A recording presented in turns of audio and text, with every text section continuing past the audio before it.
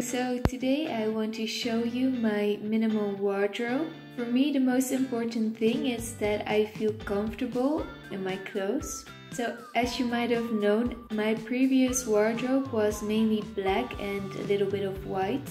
And I kind of got fed up with it a little bit, especially when I was editing and I was only seeing myself in black. I still think it's an amazing color, but I wanted it to be a bit more softer.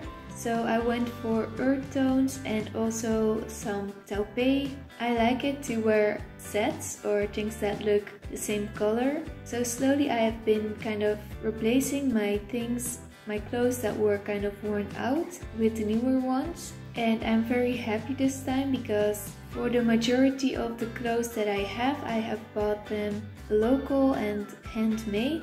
So I kind of avoided the fast fashion, which was a goal of mine, and I know it is difficult, but I was happy that it was possible. For me, I noticed that the clothes weren't that much, they didn't cost that much more than the a bit more expensive fast fashion. I mean, obviously the very cheap fast fashion is a whole different range, but usually those don't last very long either. So I still do have some black clothes that are not worn out, so I'm still wearing these. For me, it's very important that my pants don't have any zipper or things like that things are stretchy and just comfortable, otherwise my stomach hurts or I get very agitated and annoyed when I feel something in my stomach. And I have this kimono for when I'm at home and it's a little bit colder. When I just wake up, I like to wear this one. And for the jacket, I also have worn out my other jacket, which I really love, but I had it for 10 years and it was completely worn out. And so I have now replaced it with a very practical jacket, one that is waterproof and also a windbreaker. And I like to work with layers to keep myself warm. And I also have still a summer jacket. I'm going to see if this is enough clothes. I like it to be very tiny and that all my clothes are clothes that I love to wear every single day. I love the simplicity and the practicality of it. For me it's very difficult to have a lot of clothes and a lot of details and a lot of different mismatched things that are difficult to combine. It has to be very small and very practical, but it might be that I have to add a little bit more because of the practical things and laundry and things like that. But I will see. For now I'm going to try this out and see if it is enough or if I need to add a bit more to it. And as it goes with clothes, things always change, things wear out, and so it is a dynamic process, but I'm very happy with what I have right now. I love it all, I love to wear it all, and I feel comfortable in it.